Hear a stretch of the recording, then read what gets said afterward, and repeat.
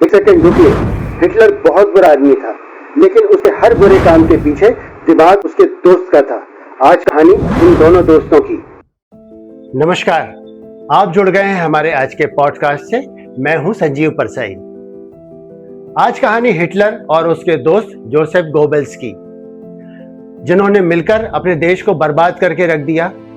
Hitler को तो सब जानते हैं, लेकिन असली अपराधी था उसका दोस्त। हम आज उसकी कहानी पर ज्यादा फोकस करेंगे। बात 1920 के दशक की है। उस दौर में मीडिया और जनसंचार की दुनिया में एक बहुत चर्चित थ्योरी आई थी, जिसे कहा जाता है मैजिक बुलेट थ्योरी या हाइपोडर्मिक निडल मॉडल। इस सिद्धांत का बुनियादी आधार यह था कि पाठक या दर्शक या आम जनता पूरी तरह से निष्क्रिय होती है, यानी पब्लिक मूर्ख होती है।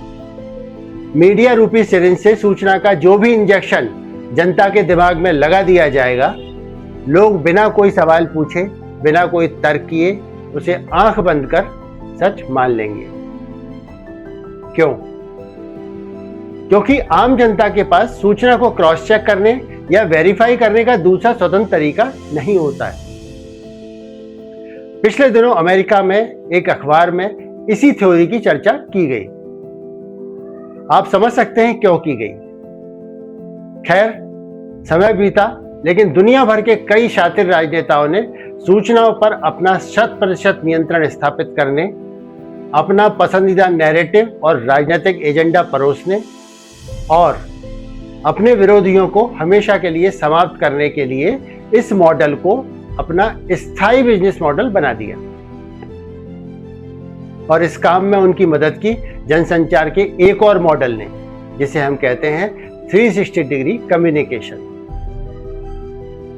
यानी प्रचार के लिए समाज में मौजूद हर उपलब्ध संचार साधन से बात की जाए। अखबार, रेडियो, सिनेमा, पोस्टर, नुक्कड़ सभाएं जो भी हो, केवल एक ही विचार, एक ही संदेश दिन रात इतनी बार दोहराया जाए कि आम इंसान के पास सोचने का कोई दूसरा विकल्प ही ना बचे। दोस्तों, यह थ्योरी दुनिया को बेहतर बनाने के लिए भी प्रयोग की जा सकती थी, लेकिन कहते हैं ना कि सोच अगर खराब है तो अमृत भी जहर हो जाए। इन दो दोस्तों ने मिलकर इसके प्रयोग से एक अच्छे खासे समृद्ध और प्रोग्रेसिव समाज को बर्बाद कर दिया। सोचिए, खुद को दुनिया का सबसे ताकतवर दिखाने वाला वो तानाशाह असल में अपनी व्यक्तिगत जिंदगी में कितना बड़ा लूजर था। हम बात कर रहे हैं एडोल्फ हिटलर और उसके दोस्त की।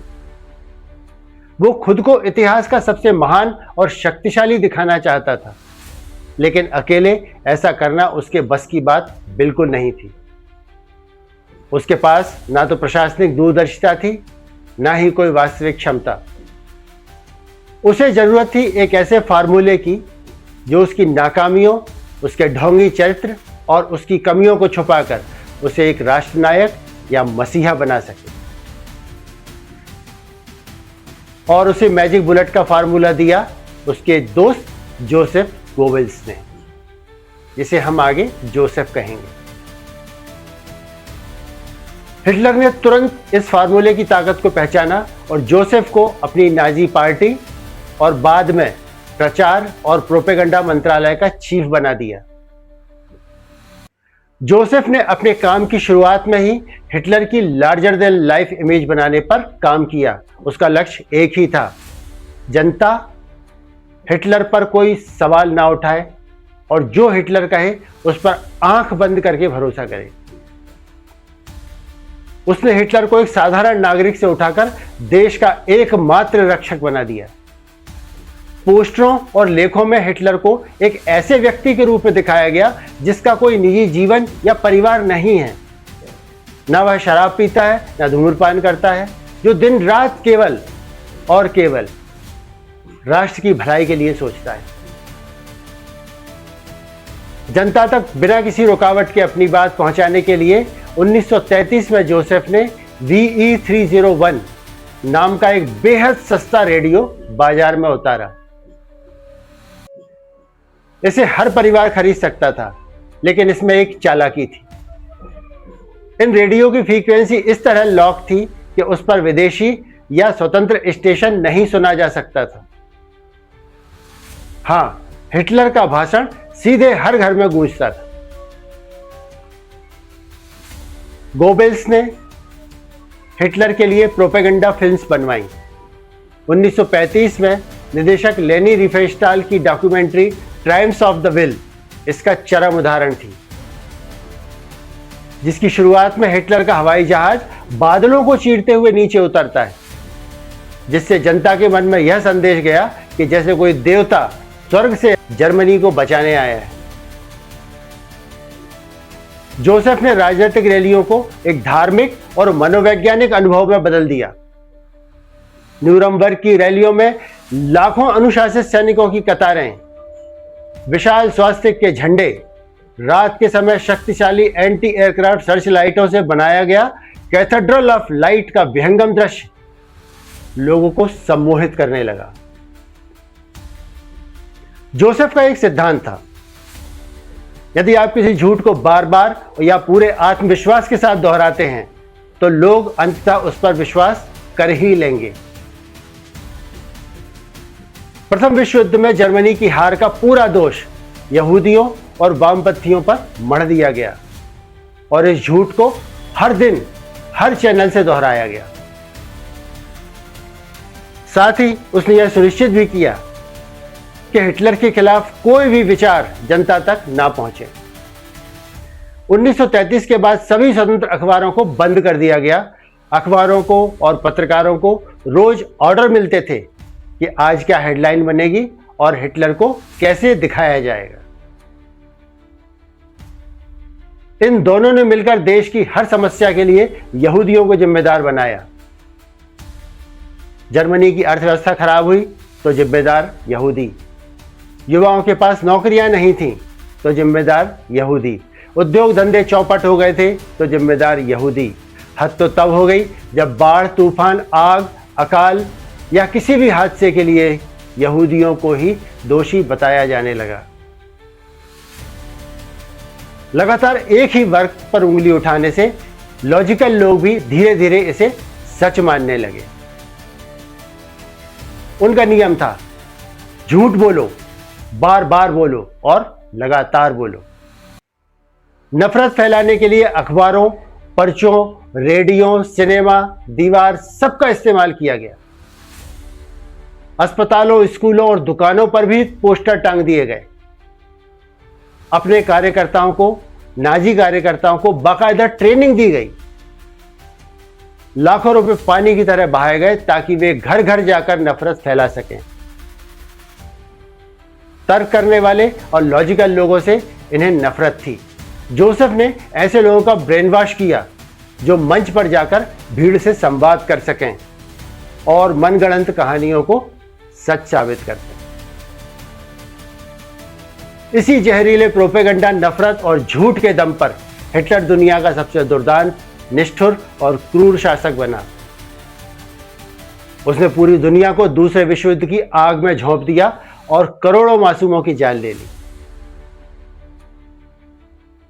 बहरहाल, गोबेल्स ने 1933 से 1945 तक German media, cinema, radio, press, जनमानस पर पूरी तरह नियंत्रण बनाए रखा। जब द्वितीय विश्व युद्ध में जर्मनी की हार तय हो गई तो सोवियत सेना बर्लिन के बेहद करीब पहुंच गई। इसी समय अप्रैल 1945 में हिटलर बर्लिन में स्थित अपने भूमिगत बंकर में चला गया। यही वो समय था जब सभी ने हिटलर का साथ छोड़ दिया था, लेकिन गोबेल्स ने हिटलर का साथ कभी नहीं छोड़ा। वह अपनी पत्नी मैग्डा और अपने 6 छोटे बच्चों के साथ हिटलर के साथ ही बंकर में रहने आ गया। 30 अप्रैल 1945 को हिटलर ने आत्महत्या करने से ठीक पहले जोसेफ गोबेल्स को जर्मनी का नया चांसलर नियुक्त कर दिया। लेकिन दुर्भाग्य, इस पद पर गोबेल्स केवल 1 दिन रहा।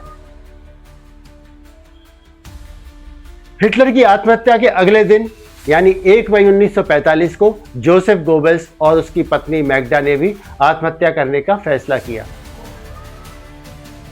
कहते हैं ना कि एक झूठ को लगातार दोहराया जाए तो झूठ बोलने वाला खुद भी उसे आत्मसात कर लेता है। गोबेल्स भी इस झूठ के भ्रम में विक्षिप्त सा हो गया था। गोबेल्स और उसकी पत्नी का मानना था कि नाजीवाद के बिना दुनिया में जीने का कोई अर्थ नहीं। इसलिए 1 मई 1945 की शाम को उन्होंने पहले एक डॉक्टर की मदद से अपने 4 से 12 बरस के 6 मासूमों को बेहोश किया और उनके मुंह में साइनाइड के कैप्सूल फोड़कर उन्हें मार दिया।